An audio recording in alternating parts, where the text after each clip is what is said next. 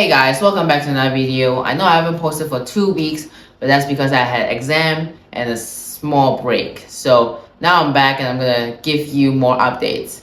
So today I'm going to talk about inflation, core inflation, headline inflation, the expectations and the reality of the report of it, and also why June will not have a miracle of cutting, since the percentage of chances of cutting went from 3.3 to 3.1, which might be a small decrease, but it's already at 3%. So let's just say it's not gonna cut. Might as well be zero.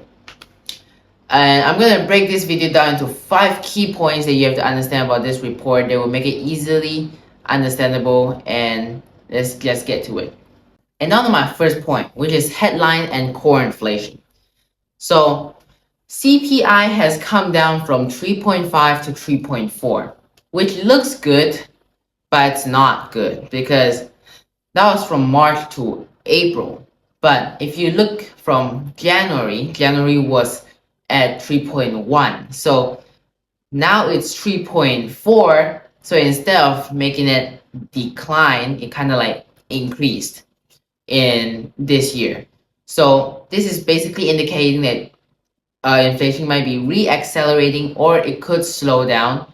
But in the past few months in this year, it has been increasing. So maybe it is increasing or maybe it is not. But as far as we know, it is higher than January, and that's a bad news. But as for core inflation, which is the inflation report that Federal Reserve focus more about, which exclude more volatile stuff such as food prices and energy prices, it went from 3.8% to 3.6%. But it's going at a really slow pace. Like, it is only cutting 0.5% in 8 months.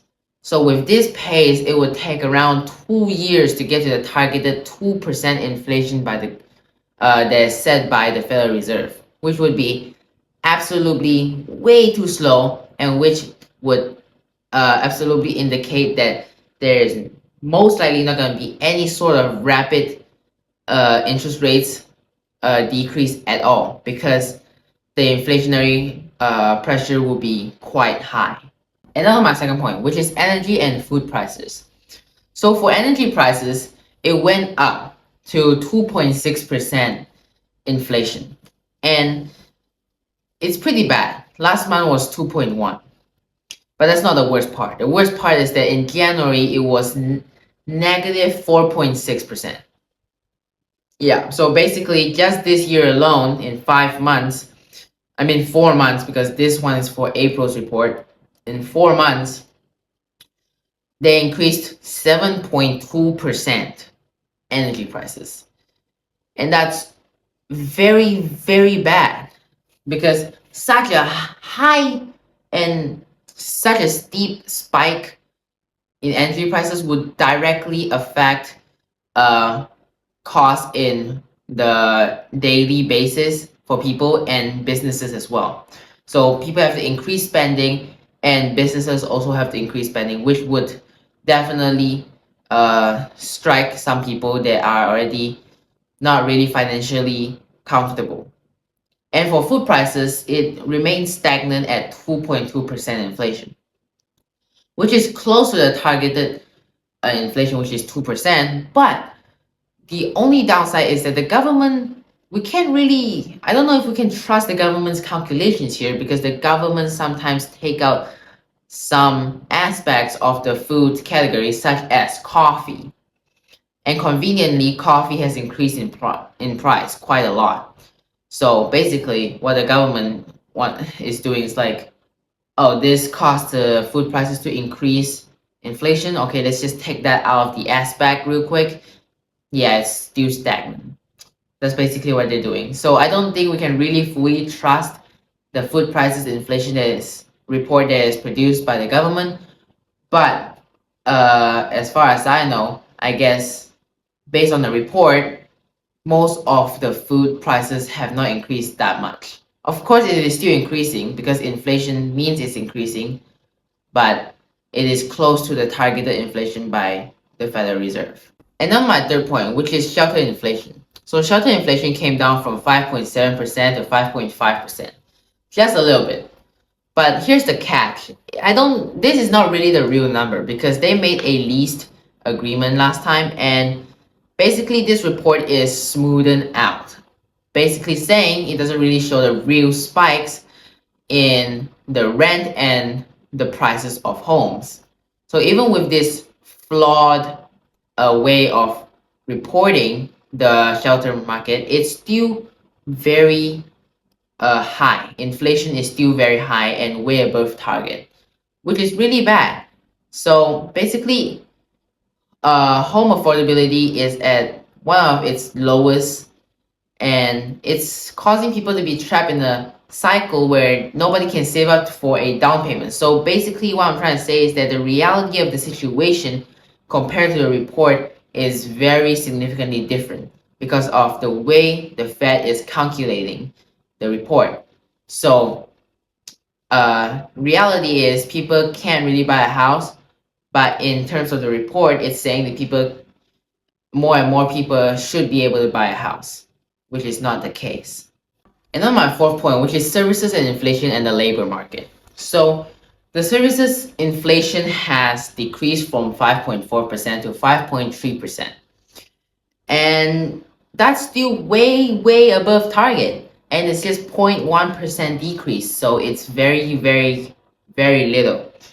And for a huge part of that services inflation is based on wages inflation, which the Federal Reserve really dislike because it is very when people get their wages increased significantly, it is very hard for them to actually get inflation down because they largely contribute to overall inflation because wages are the money that people spend.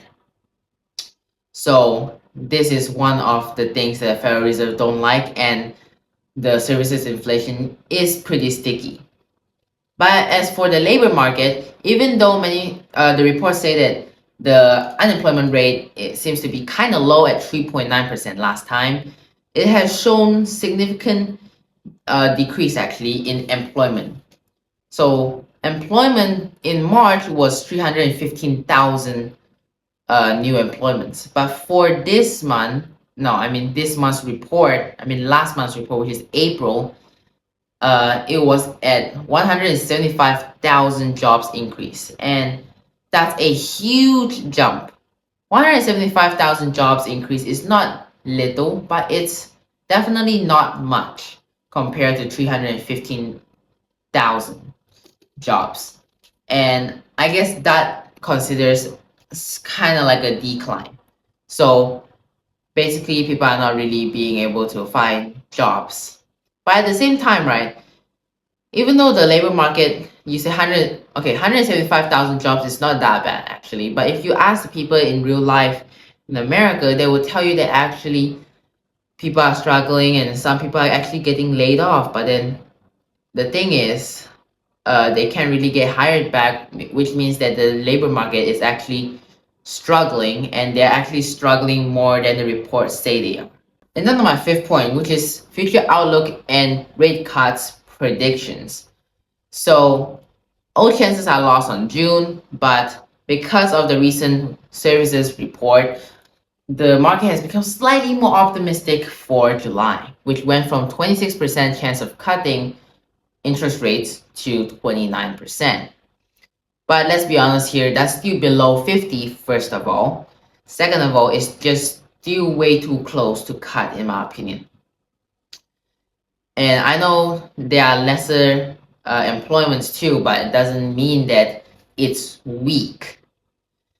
Second of all, for the next coming up rate cut potential date is September. September has a 70% chance of cutting, but don't keep your hopes up because it's too far away. If you just try to predict 1 quarter away, that would be a mistake because predicting 1 quarter away is very unlikely to be correct unless you have insights. But if you don't, it's most likely not gonna. You're most probably gonna guess it wrong or gets it right, but is very, very unsure of the actual result of it. Because they could have some geopolitical problems and new data release or consumer behavior being different. There's a lot of factors that could change the course of action of these Federal Reserves. So that's the thing you have to watch out for. So in conclusion, the CPI report is not disastrous, but definitely not impressive, with headline and core inflation still above targeted rates, and having the factors such as shelter inflation being being sticky, with labor market being shaky, with the questionable food prices, and so on. And at the same time, the Federal Reserve needs more evidence of inflation declining before they can make a move on inflation, such meaning cut rates. Anyways, I still hope to be optimistic about this though, and we should all be optimistic about this. We should all keep an eye on this and keep an eye on the development together, and I'll keep on telling you guys as this proceeds. I hope you guys learned something. I hope you guys like this video. Subscribe to my channel if you appreciate the content. Comment down below your thoughts on this, because I may be wrong or I may be right and you do want to share personal opinion about this topic, and I want to see you in the next one. So bye.